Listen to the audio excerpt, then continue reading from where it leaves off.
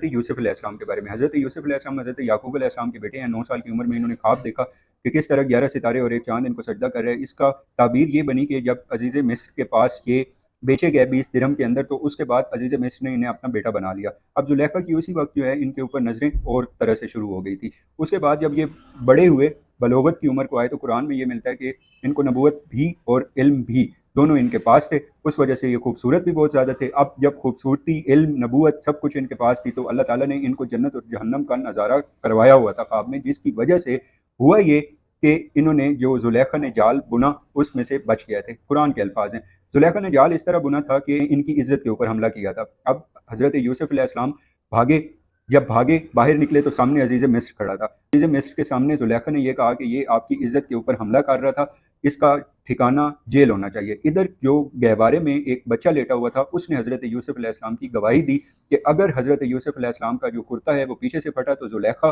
قصوروار ہے، اور اگر سامنے سے پھٹا ہوا ہے تو حضرت یوسف علیہ السلام قصوروار ہیں، جبکہ کرتا پیچھے سے پھٹا ہوا تھا۔ اس کے بعد معاشرے میں باتیں شروع ہو گئی کہ زلیخا اس طرح اس طرح اس طرح۔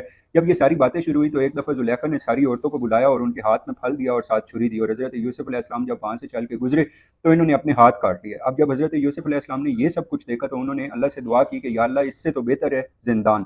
تو ان کی دعا قبول ہوئی۔ اسی میں عزیز مصر نے یہ کیا کہ بجائے کہ اپنی بیوی کو وہ الزام بار ٹھہراتا، اس نے حضرت یوسف علیہ السلام کو مجرم ٹھہرا کے جیل میں ڈال دیا۔ اب جب حضرت یوسف علیہ السلام جیل میں گئے تو وہاں پہ 2 لوگ اور بھی تھے، انہوں نے حضرت یوسف علیہ السلام کو اپنا خواب سنایا۔ ایک نے خواب یہ سنایا کہ میرے سر پہ روٹیاں ہیں اور ان کو کبوتر یا پرندے چن چن کے کھا رہے ہیں۔ اس کو حضرت یوسف علیہ السلام نے یوں تعبیر دی کہ تمہارا قتل ہو جائے گا اور تمہارا سر جو ہے وہ پرندے نوچ نوچ کے کھائیں گے۔ دوسرے نے کہا میرے سر پہ پھل تھا۔